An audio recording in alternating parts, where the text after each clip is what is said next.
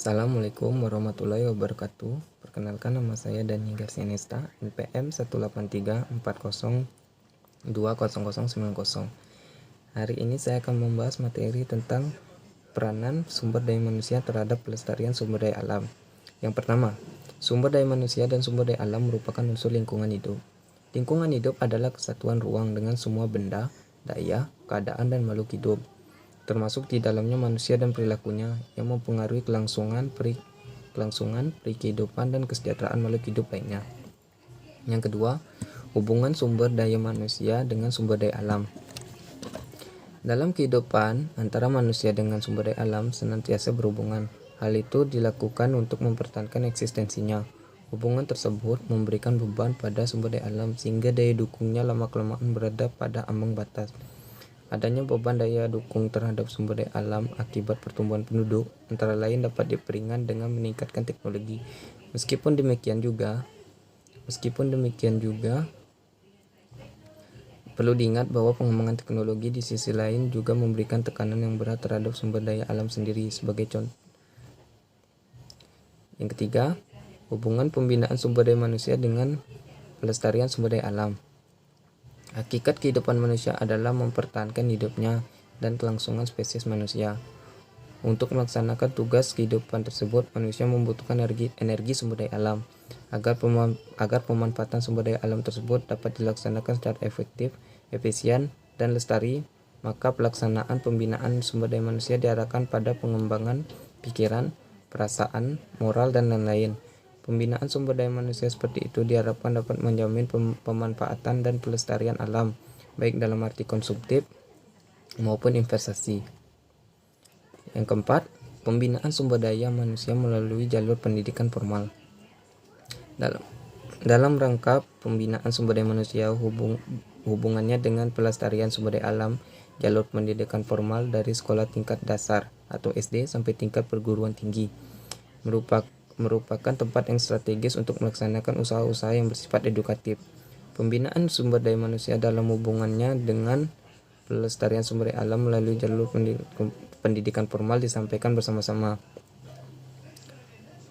dengan pendidikan kependudukan yang sering disebut dengan pendidikan kependudukan dan lingkungan hidup atau PKLH. Yang kelima, pembinaan melalui jalur pendidikan non-formal.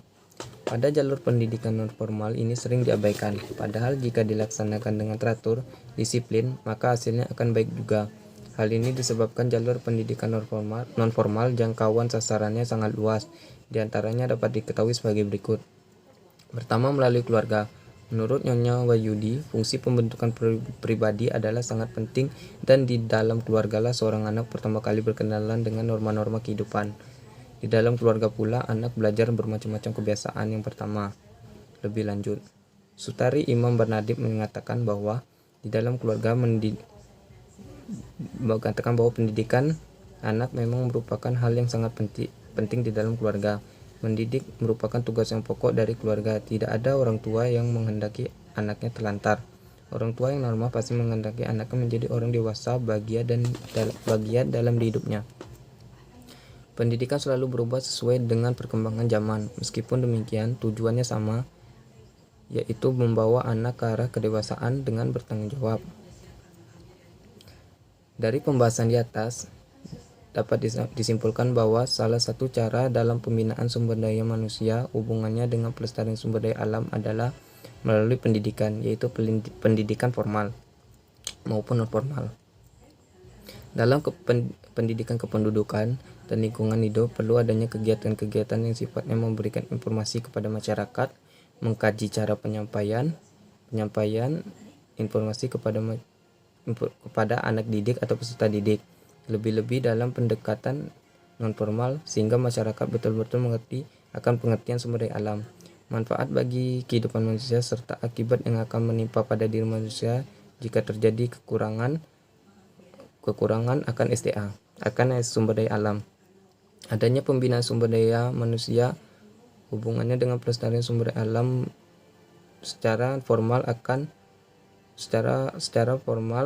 dapat diharapkan sumber daya alam dapat dimanfaatkan seefisien dan seefektif mungkin, sehingga generasi yang akan datang dapat tetap akan tetap dapat menikmatinya. Terima kasih. Assalamualaikum warahmatullahi wabarakatuh.